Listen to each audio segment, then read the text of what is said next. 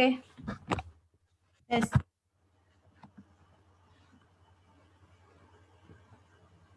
Assalamualaikum warahmatullahi wabarakatuh. Alhamdulillahilladzi ja'alal fata quwwatan syaqiyyah. Wassalatu wassalamu ala sayyidina bayyah wa ala alihi wa ashabihi ila yaumil qiyamah. Baik, alhamdulillah pada kesempatan kali ini kami dari kelompok 1 dapat mempresentasikan sebuah peristiwa atau tema tentang atau yang berkaitan dengan masa depan. Lebih tepatnya lagi masalah yang dihadapi oleh bangsa Indonesia terkait dengan penegakan HAM. Kira-kira judul apa atau peristiwa apa yang akan kelompok 1 ini angkat untuk dipresentasikan pada kesempatan kali ini? Sebelum itu kami akan memperkenalkan anggota-anggota dari kelompok 1. Kelompok 1 ini memiliki 10 anggota, yaitu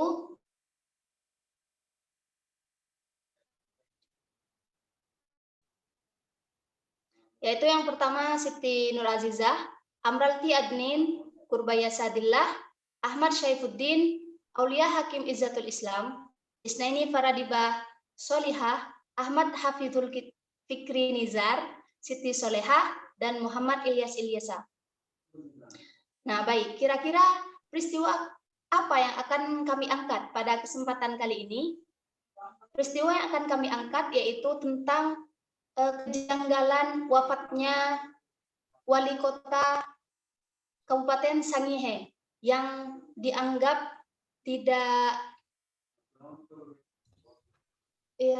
ada yang janggal atas kematian beliau. Menurut informasi yang saya baca, beliau itu meninggal di atas pesawat sambil mengeluarkan darah. Nah, dari kelompok 1 ini kami akan membagi poin-poin yang akan kami bahas. Poin-poinnya ada 5, yaitu yang pertama, peristiwa apa yang terjadi dan peraturan apa yang digunakan, pihak mana saja yang terkait, dan proses apa yang sedang berlangsung, yang sedang dilaksanakan oleh aparat hukum tentang peristiwa ini. Dan yang kelima, kami akan menganalisis hasil dari diskusi kami sebelumnya. Baik, dari saya akan lempar presentasi kali ini kepada saudari Siti Solehah. Baik, terima kasih kepada moderator. Di kesempatan kali ini saya akan menjelaskan peristiwa yang terjadi. Next. Fakta meninggalnya Wakil Bupati Sangihe, kronologi hingga sempat buat surat pembatalan izin tambang. Jadi Wakil Bupati Sangihe, Sulawesi Utara, Helmut Hontong meninggal dunia pada Rabu, tanggal 9 bulan 6 2021. Helmut Hontong meninggal dunia saat perjalanan pulang dari Bali menuju Manado via Makassar naik pesawat Lion Air JT740. Dikutip dari Kompas TV, Corporate Communication Strategies of Lion Air, Danang Mandala Prihantoro menyebut pesawat itu berangkat dari Bandara Gusti Ngurah Rai, Bali, pukul 15.08 waktu Indonesia Tengah, dan dijadwalkan tiba di Bandara Internasional Sultan Hasanuddin pukul 16.08 waktu Indonesia Tengah. Pada pukul 15.40 waktu Indonesia Tengah, penumpang yang dimaksud Helmut membutuhkan pertolongan medis lebih lanjut. Peristiwa ini dijelaskan oleh Danang dalam keterangannya. Selanjutnya yang akan dilanjutkan oleh Farah.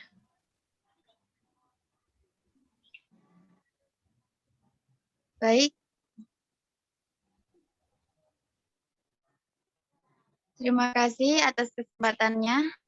Di sini saya akan melanjutkan presentasi dari saudari Leha, yakni kronologinya. Kronologi dari peristiwa ini yaitu Corporate Communication Strategies of Lion Air, yaitu Danang Mandala Prihantoro, mengatakan pada pukul 15.40 waktu Indonesia Tengah, kru pesawat menerima laporan ada satu penumpang yang membutuhkan pertolongan medis lebih lanjut. Dikutip dari Tribun Sulut, menerima pemberitahuan itu, pimpinan awak kabin atau Senior Flight atau SFA bersama kru kabin lain menghampiri langsung penumpang atas nama Helmut Hontong guna mengetahui kondisi aktual penumpang. Kemudian, setelah mendapatkan informasi detail dan pengamatan, SFA segera melakukan pengumuman apakah dalam penerbangan terdapat profesi dokter atau tenaga medis. Kemudian di penerbangan JT740 tersebut terdapat tenaga medis yang dibuktikan dengan tanda identitas resmi, kata Danang. Next.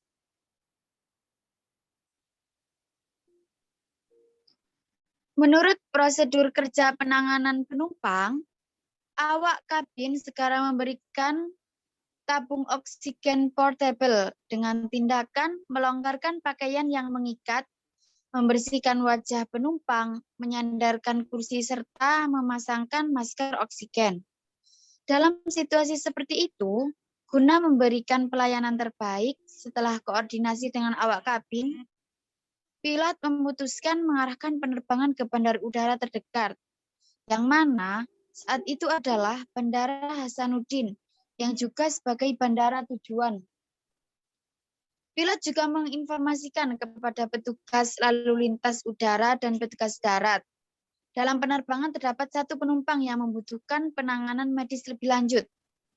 Kemudian, pada pukul 16.10 waktu Indonesia Tengah, petugas layanan darat Lion Air di Bandara Hasanuddin menghubungi tim medis di bandar udara.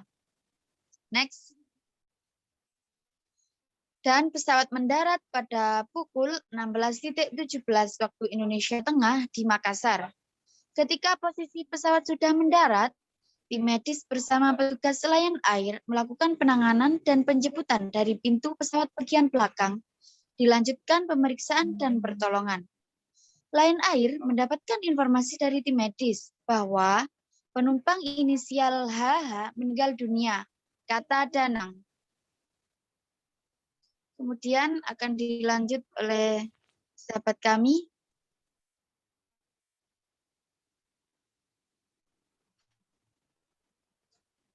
Yaitu Saudara Ilyas. Padanya kami persilahkan. Baik, terima kasih atas waktunya Saudari Farah.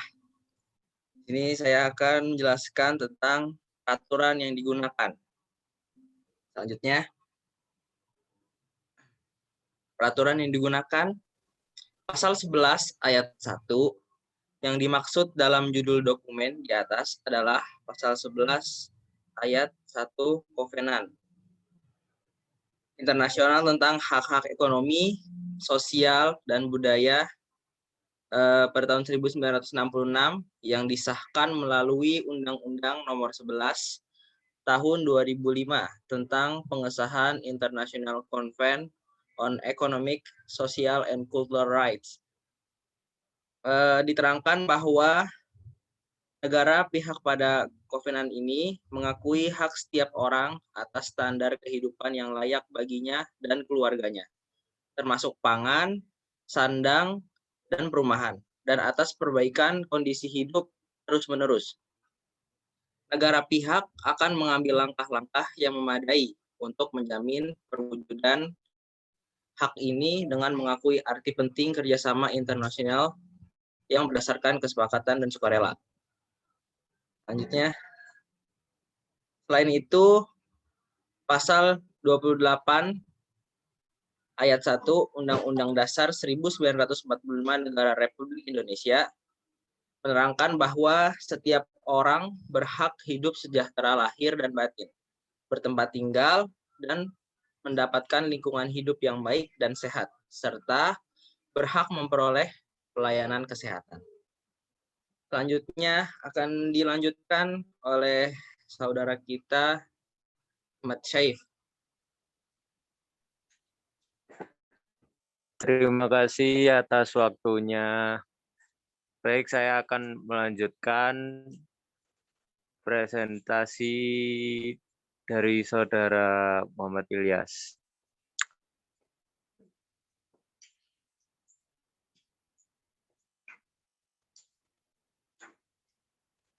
Lanjut.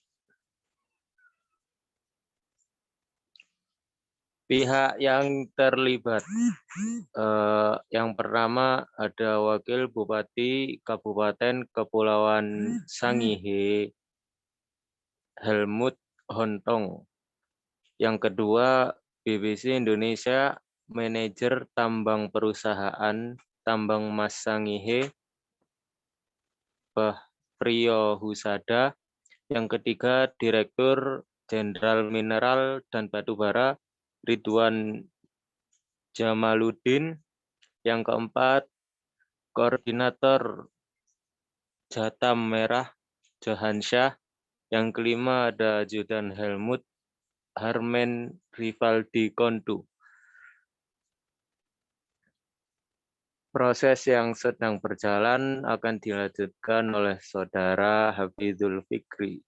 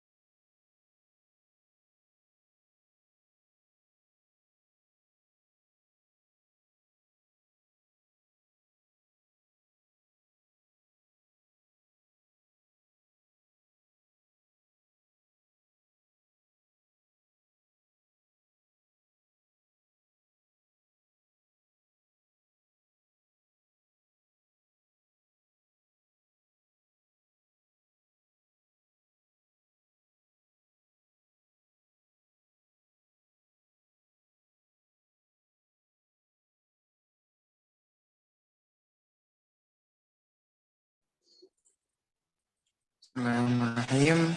Selanjutnya proses penanganan.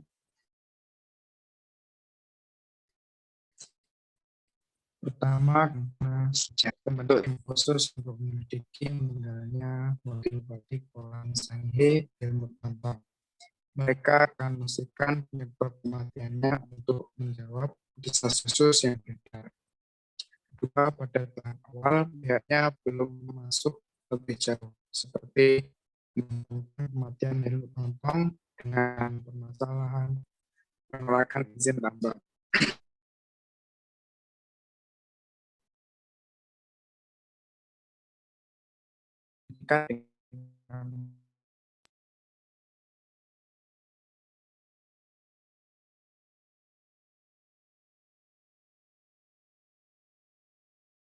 Selanjutnya akan mereka Saudari Yazia. Baik, di sini saya akan melanjutkan tentang proses penanganan yang sedang dijalankan. Yang ketiga yaitu slide sebelumnya.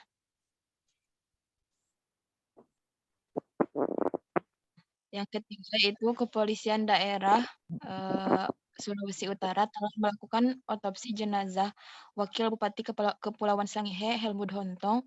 Otopsi dilakukan di salah satu rumah sakit yang ada di Kabupaten Kepulauan Sangihe bersama dokter forensik dari Rumah Sakit Umum Pusat Profesor Kondo Manado.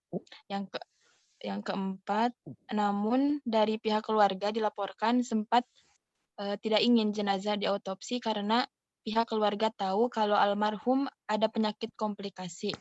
Yang terakhir yaitu Kepala Bidang Hubungan Masyarakat Polda Sulut Kombes Pol Jules Abraham Abbas mengatakan dugaan penyebab Wakil Bupati Sangihe meninggal dunia karena komplikasi penyakit.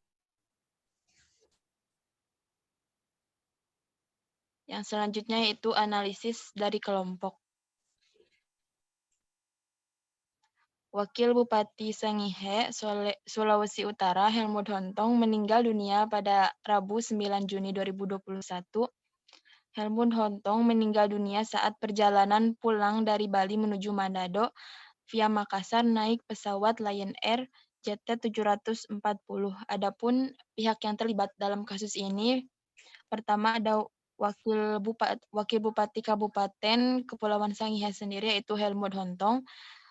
Kedua, BBC Indonesia, manajer tambang perusahaan Tambang Mas Sangihe, Bob Priyohusodo.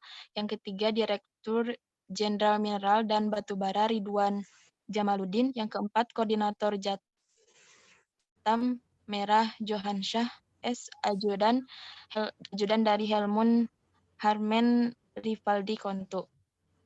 Baik, selanjutnya akan dilanjutkan oleh Saudari Yasa. Baik, terima kasih atas waktunya. Saya akan melanjutkan presentasi, yaitu masih dalam pembacaan analisis. Yaitu kemudian adapun rangkaian kasus ini ditangani dengan rangkaian yang pertama, Kapolda Sulawesi Utara, Irjen Pol Nana Sudraja, membentuk tim khusus untuk menyelidiki meninggalnya Wakil Bupati Kepulauan Sangihe, yakni Helmut Hontong. Kemudian yang kedua, penyelidikan dimulai dengan memastikan penyebab kematian lewat pemeriksaan rekam medis. Dan yang ketiga, Kepolisian Daerah Sulawesi Utara telah melakukan otopsi jenazah Wakil Bupati Kepulauan Sangihe Helmut Hontong dan dugaan penyebab Wakil Bupati Sangihe meninggal dunia karena komplikasi penyakit. Sehingga dari peristiwa ini kita tahu bahwa setiap manusia mempunyai hak bagi kehidupan, hak untuk hidup dan mempertahankan kehidupan. Sesuai pasal 28A yang berbunyi, setiap orang berhak untuk hidup serta berhak mempertahankan hidup dan kehidupannya. Hak atas kelangsungan hidup, meningkatkan kualitas hidupnya demi kesejahteraan hidup manusia.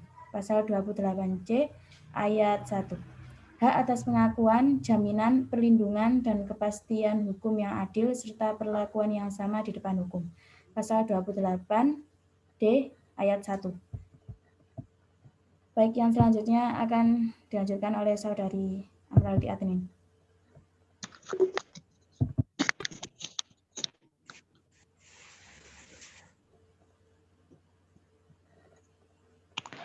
Baik, selanjutnya saya akan melanjutkan presentasi dari Saudari Yasa. Selanjutnya ada hak untuk mempunyai hak milik pribadi, hak untuk hidup, hak untuk tidak disiksa, hak kemerdekaan, pikiran dan hati nurani, hak beragama, hak untuk tidak diperbudak, untuk diakui sebagai pribadi di hadapan hukum, dan hak untuk tidak dituntut atas dasar hukum yang berlaku surut adalah hak asasi manusia yang tidak dapat dikurangi dalam keadaan apapun yang terdapat dalam pasal 28I ayat 1. Selanjutnya, adapun dalam usahanya untuk menolak izin pertambangan di Sangihe merupakan hal yang tetap untuk dilakukan, seperti yang tertuang dalam Undang-Undang Nomor 32 Tahun 2000 yang secara garis besarnya berisikan upaya sistematis dengan terpadu untuk melestarikan lingkungan serta sebagai upaya pencegahan terjadinya pencemaran dan atau kerusakan lingkungan hidup. Selanjutnya akan dipresentasikan oleh Saudari Oli Hakim. Terima kasih atas waktunya. Berikutnya saya akan membacakan slide ke-21. Hal ini tercermin dalam pasal 1 ayat 2 Undang-Undang Nomor 32 Tahun 2009 yang berbunyi, perlindungan dan pengelolaan lingkungan hidup adalah upaya sistematis dan terpadu yang dilakukan untuk melestarikan fungsi lingkungan hidup dan mencegah terjadinya pencemaran dan atau kerusakan lingkungan hidup yang meliputi perencanaan, pemanfaatan, pengendalian, pemeliharaan, pengawasan, dan penegakan hukum. Next. Berikut ini adalah referensi-referensi yang kami gunakan untuk membuat tugas ini. Baiklah, mungkin cukup sekian presentasi dari kelompok kami. Untuk kurang lebihnya, mohon maaf. Terima kasih. Wassalamualaikum warahmatullahi wabarakatuh. Waalaikumsalam warahmatullahi wabarakatuh.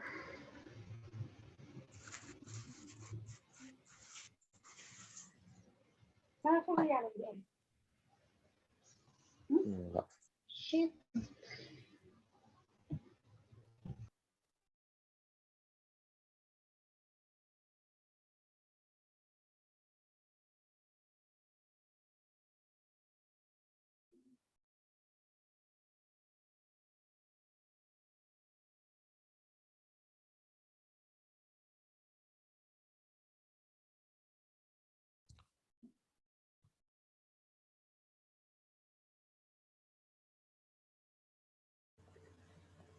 Ya wis, udah ya berarti.